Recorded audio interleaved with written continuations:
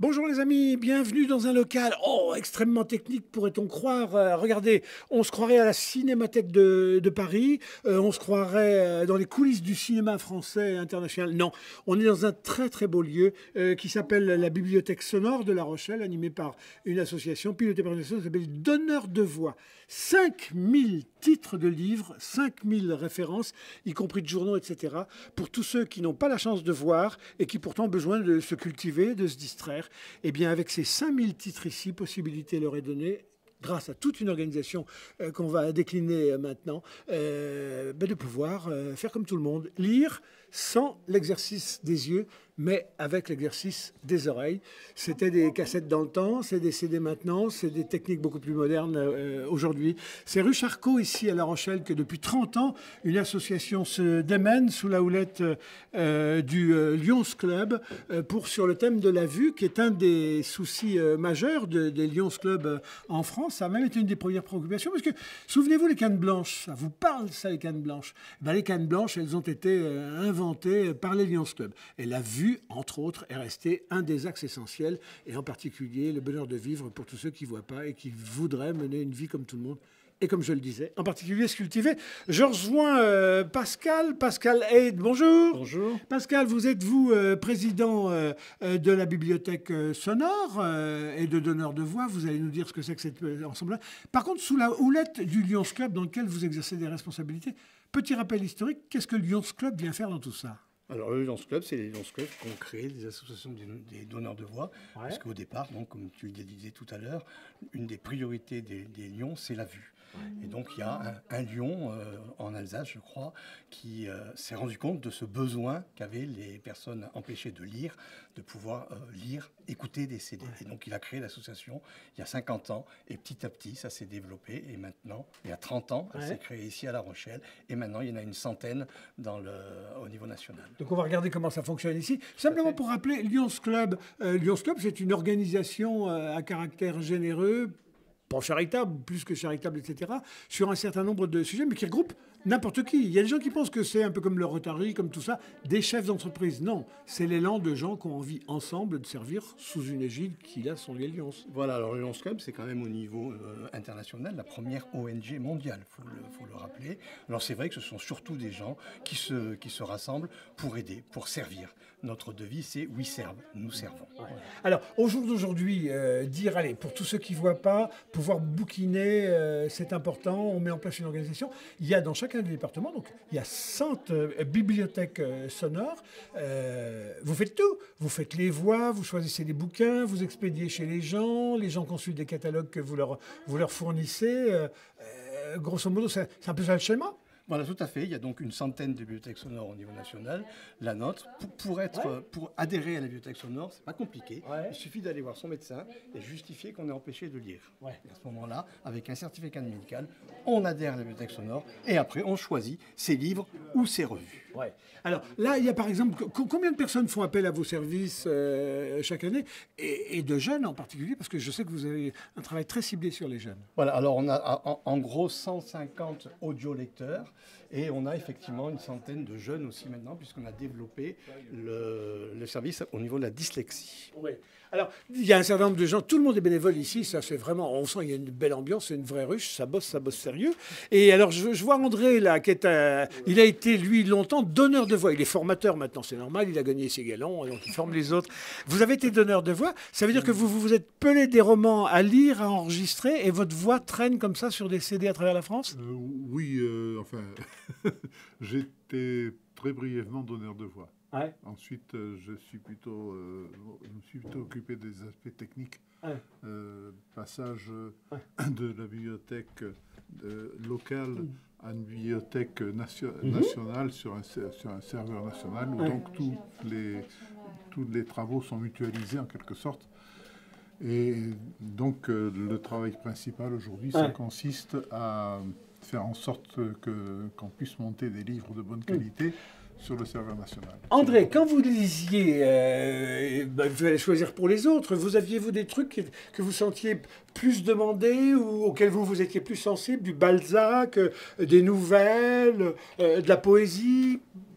Bon, je crois que c'est surtout des romans ou des des romans policiers ou des choses comme ça. Qu'est-ce que j'avais bien aimé moi, lire Le Périple de Baldassare, de Amin Malouf. Mais bon, j'en ai lu d'autres aussi. Et... En même temps, André, il faut les voix quand même, parce que tout le monde n'est pas Gérard Philippe. Donc un gars, pour qu'il écoute là, chez lui, sereinement aveugle qu'il est, il faut que la voix soit chaleureuse. Enfin, je ne sais pas. Absolument, justement, ma voix, je pense, n'avait pas la bonne qualité pour ça. Mais je crois que Daniel avait une meilleure voix que moi, elle continue à lire. Oui, alors mais qu'il y a plus d'hommes que de messieurs. André, dites-moi, tout à l'heure vous me disiez, il y a des journaux aussi, les gens peuvent lire, peuvent commander le journal, et puis vous envoyez comme ça, enregistrer le journal. Il y a quoi comme canard enchaîné, ne me dites pas. Alors, il y a le canard enchaîné, effectivement, il y a le pèlerin, et vous avez la personne ici qui s'en occupe. Bon, vous êtes Madame Canard, alors? Il me dira ça, oui. Donc vous faites la lecture. Madame Revue, on dira Madame Revue. Moi, je ne fais pas de lecture. Je m'occupe d'envoyer les revues à nos audiolecteurs. Mais nous avons des donneurs de voix qui enregistrent. Il y a le canard, mais à l'extérieur de la bibliothèque. Et le canard enchaîné et le pèlerin. Je disais, vous avez 5000 ici, revues, documents, romans, etc. Mais au niveau national, quand on cumule tout, c'est 17 000 quand même. Alors effectivement, 17 000 livres au niveau national. Et si quelqu'un, un audiolecteur nous demande un livre qu'on n'a pas ici, à ce moment-là, on le télécharge sur le serveur national, on le grave sur un CD et on peut l'envoyer à nos audiolecteurs.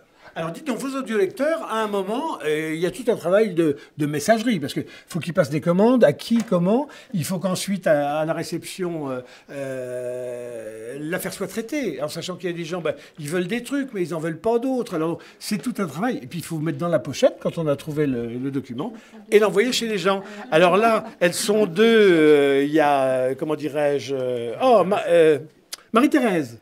Oui. Marie-Thérèse, bonjour. Bonjour. Bon, dites-moi, comment ça se passe alors? Vous recevez comme ça tous les jours, tous les 2 jours, tous les 3 jours, une demande avec parfois sortie de commentaires. Non, je veux pas. Par contre, je voudrais pas de ci, je voudrais pas de ça. Non, nous recevons une fois par semaine. Hein. Oui. Et puis, certaines personnes ne demandent rien de spécial. Oui. Et puis d'autres disent, oui, on voudrait des romans, on voudrait des policiers. Ouais. Nous ne voulons pas de policiers, nous, voilà. Ouais. Et puis, fonction de ça, nous essayons de remplir les pochettes au mieux.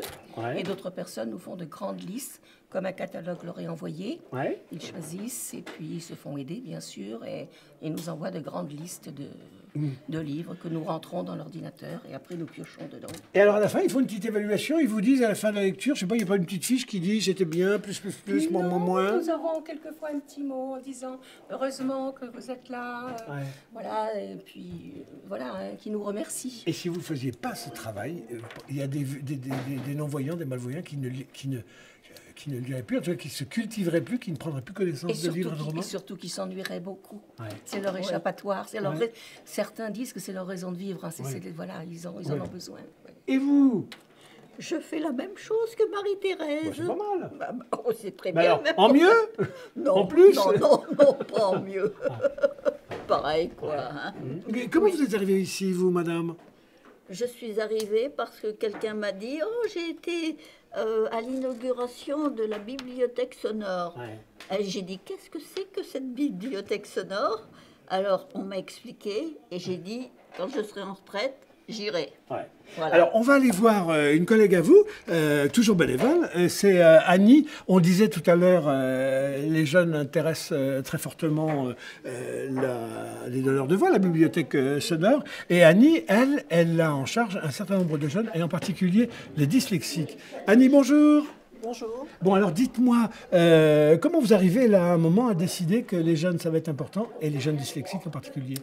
Alors, bien, tout simplement parce qu'on a constaté qu'aujourd'hui, tous ces jeunes-là avaient besoin de prendre du temps pour lire et c'était compliqué pour les parents, même pour le plan scolaire, parce qu'en fait, dans leur cursus, il faut qu'ils aient des livres, qu'ils les aient lus. Donc, c'est tout simple. Ils font une demande par Internet. Vous en avez un exemplaire là, que moi j'enregistre sur un document qui s'appelle, un outil qui s'appelle Orphée. Je leur envoie un mot de passe. Et puis après, à eux de télécharger les livres qu'ils ont besoin de lire. Oui, parce que les livres, alors soit ce sont des documents solides, envoyés depuis ici, des CD, on le disait, etc. Mais ça peut se passer par Internet. Hein. On peut, par des clés USB et tout ça. Oui, ou tout simplement télécharger chez eux, mettre ça sur leur ordinateur et les lire tranquillement au fil de l'eau. Je vais retrouver Pascal. Pascal, j'ai vu dans votre bureau là tout à l'heure, on va demander à Ludo, pardonnez-nous les amis, c'est acrobatique, mais on est comme chez nous, ici il y a une telle ambiance chaleureuse qu'on peut pas faire trop. Et c'est mal rangé chez vous, il y a des cartons partout. Qu'est-ce que c'est que ça? C'est pas des CD, c'est pas des romans. Alors ça, ce sont des lunettes. Ouais. Pareil, c'est toujours une association qui dépend du Lyons, ça s'appelle Médico. Ouais. Donc on a quelqu'un qui récupère les lunettes et les boîtiers de lunettes chez les opticiens, et ensuite, 2 fois par an, on les envoie au Havre. À ce moment-là, ils sont soit envoyés, s'ils sont corrects, directement en Afrique, ou à ceux qui en ont besoin, ou bien alors ils sont recyclés. Ouais. Voilà. C'est aussi une association Lyon. Vous n'arrêtez pas? Non, on n'arrête pas. Mais il y en a beaucoup. Ils font les retraités pour être retraités dans des conditions comme ça. Il y en a beaucoup d'autres aussi d'associations. Bon. Accompagnez-moi, on va finir par où on a commencé. Du côté du stock, ça me plaît, ça, on va voir les CD. Il y a aussi, mais il n'était pas là tout à l'heure, il y a Georges, lui était là dès le début de la bibliothèque sonore. C'est pas vrai? Si. Est-ce qu'il a été donneur de voix? Georges, bonjour. Vous faites pas de bruit, vous arrivez par une porte inconnue, vous êtes là, vous connaissez vos timbres de la COP. Bon, dites-moi, entre les débuts il y a 30 ans et maintenant. Eh bien, totalement différent, à tel point que maintenant, je me spécialise dans le nettoyage des disques et puis de coller des petites étiquettes. Ouais. Mais avant, il fallait vérifier la conformité de la bande sonore, de la cassette. Et des fois, on défaisait les nœuds et on remettait ça à neuf ou presque. C'était un travail beaucoup plus important en tant que temps à passer. Georges, est-ce que vous avez été en contact tout au long de ces 30 ans avec des gens qui avaient bénéficié des services et dont vous avez pu voir à un moment que leur vie s'illuminait, elle s'éclairait, elle changeait? Ça, c'est certain. D'ailleurs, ça a été la récompense de notre geste. Mais ce que nous n'avons plus aujourd'hui, c'est ce contact assidu. La communication électronique. L'important, c'est que les livres arrivent chez les gens avec les voix. Oui, c'est ça, le modernisme, mais ça nous éloigne aussi, quoi. Oui, en même temps, ça ne vous éloigne pas de vos copains, parce que l'avantage, c'est c'est piloté comme une bande de copains. Ah oui, mais ça, c'est une grande famille, là. Là, c'est une famille, et je pense en avoir fait la preuve à différentes occasions. Bon, j'ai demandé, alors, hop, à Pascal, là, pour conclure, qu'on se retrouve du côté du petit stock. Je vais repasser par devant les filles. Hop, tac, tac, tac. Pascal, le Lions Club, je disais, il s'appuie sur 4 piliers. Quand il s'est créé, il y avait 4 grands sujets de préoccupation. Il y avait la vue, bien sûr. Il y a la vue, bien sûr. Il y a le diabète, l'environnement, la faim dans le monde, et puis la jeunesse. Dites donc, vous avez assez de sujets pour vous occuper durablement, là. Hein. Tout à fait, on a beaucoup de travail. Bon, Ludovic, venez voir, les amis. C'est surtout pour vous que je voulais revenir dans ce petit coin. Partageons-le ensemble. Vous avez toute une partie ici de la connaissance française, mondiale, des romans, des thrillers. Là, regardez, il y en a 5000 en tout. Ça veut dire que quand on est tout seul, chez soi, prisonnier de sa cécité, alors qu'on avait envie d'être en contact avec Balzac, avec la littérature, avec des belles histoires, avec de l'imaginaire, avec des belles échappées poétiques, eh bien, pour tout ça, c'est possible grâce à cette association, la Bibliothèque Sonore. Voilà, si vous ne savez pas ce que c'est qu'une bibliothèque sonore, au moins vous aurez appris ça. Et ça sert des belles personnes et vous n'imaginiez même pas que ça existait, que ça repose assez de bénévolat. En tout cas, vous pouvez en être acteur, vous contactez nos amis. Et sinon, Onis TV, on est là pour ça, nous, pour vous faire découvrir des tas de belles opportunités de rendre la vie plus belle encore chaque jour. Surtout quand elle démarre mal. Ça peut souvent mieux se finir. À bientôt, les amis!